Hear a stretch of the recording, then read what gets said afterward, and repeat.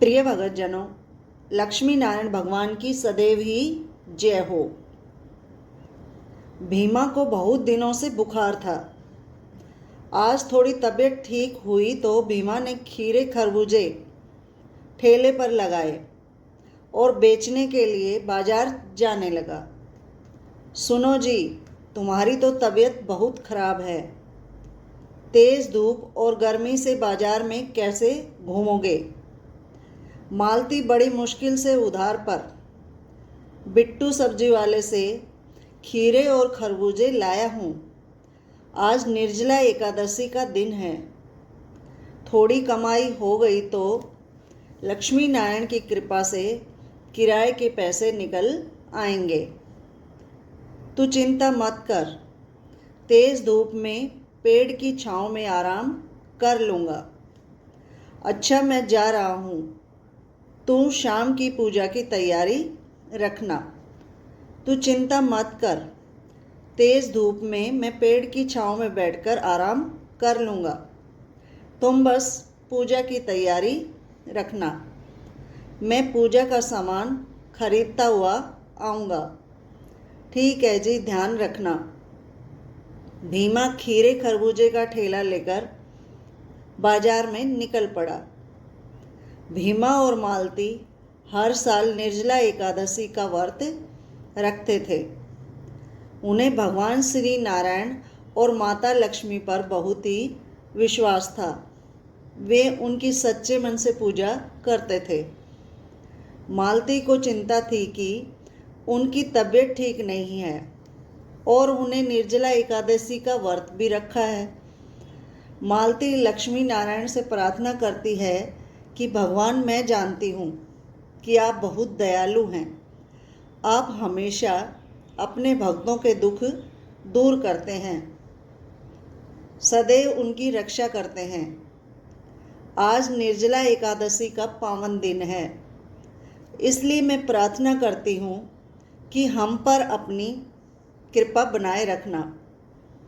प्रभु, हमारे ऊपर अपना आशीर्वाद बनाए रखना। मालती भगवान से प्रार्थना कर रही थी। उधर भीमा खरबूजे खीरे बेचने के लिए गली गली घूम रहा था। कहते हैं भगवान भी अपने उसी भक्त की परीक्षा लेते हैं जो भक्त निस्वार्थ भावना से उनकी मनोकामना से उनकी भक्ति करता है। माता लक्ष्मी और भगवान विष्णु आज निर्जला एकादशी के पावन दिन पर बैकुंठ से निकलकर बैकुंठ से लोक भ्रमण करने के लिए निकले। उनकी नज़र भीमा पर पड़ी। भीमा तेज धूप में ठेला लेकर घूम रहा था। जब वह एक जगह थककर बैठ गया, तब लक्ष्मी नारायण वृद्ध दंपति के रूप में उसके पास पहुँचे। अभी तक कुछ भी बिक्री नहीं हुई है और गर्मी बढ़ती ही जा रही है। लगता है शाम का इंतज़ार करना होगा। थोड़ी देर यहीं बैठकर आराम करता हूँ, फिर शाम को फल बेचूंगा। अभी तो कोई ग्राहक भी नहीं आ रहा। बेटा, आज निर्जला एकादशी का दिन है। फल दान करने से बहुत पुण्य प्राप्त होता है। हम लक्ष्मी नारायण के नाम पर कुछ फल लेने के लिए घर से निकले थे, पर पैसे घर पर ही भूल आए। अब हम सारे बाजार में घूम लिए, पर हमें उधार पर बिना पैसों के कोई भी फल देने को तैयार नहीं है। बेटा, हमारा घर दूर है, इसलिए आने जाने में ही समय लग जाएगा। अब हमारी इतनी हिम्मत नहीं कि हम फिर से जाकर पैसे ले आएं। अगर तुम हमारी मदद कर दो तो हमें यह सारे खीरे और खरबूजे दे दो, तो हम तुम्हें शाम को उनके पैसे दे जाएंगे।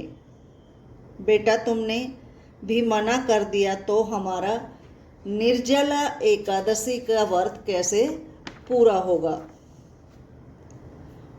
उन वृद्ध दंपत्ति की बात सुनकर भीमा कुछ देर सोचने लगा कि बिना पैसों के सारे ठेले के फल किसी अनजान को कैसे दे दूं। पर लक्ष्मी नारायण के प्रसाद के लिए वह मना भी नहीं करना चाहता था। इसलिए भीमा ने उन्हें खीरे और खरबूजे देने का फैसला किया और उन्हें बोरे में भर दिया। अब यह लीजिए, मैंने सारे फल बोरे में भर दिए, आप इन्हें लक्ष्मी नारायण के मंदिर में बांटने के लिए ले जाइए। कोई बात नहीं, पैसों की कोई बात नहीं, जीते रहो बेटा, बहुत बहुत धन्यवाद। तुमने आज निर्जला एकादशी पर हमारी मदद की है। श्री हरि विष्णु और माता लक्ष्मी को बहुत प्रसन्न किया है।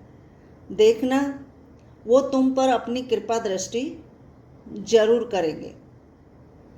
हम शाम को तुम्हें पैसे आकर घर दे जाएंगे। अपने घर का पता बता दो। भीमा वृद्ध दंपत्ति को घर का पता दे दिया। अब सारे फल तो भीमा ने उन्हें दे दिए थे, तो वह बाजार में जाकर क्या ही करता। भीमा घर लौट आया, पर मालती को सारी बात पता चली तो वह थोड़ा चिंता में आ गई। तुमने ऐसे किसी अनजाने को सारे फल कैसे दे दिए? हमारे घर में तो आज खाने के लिए अन्न का दाना भी नहीं है।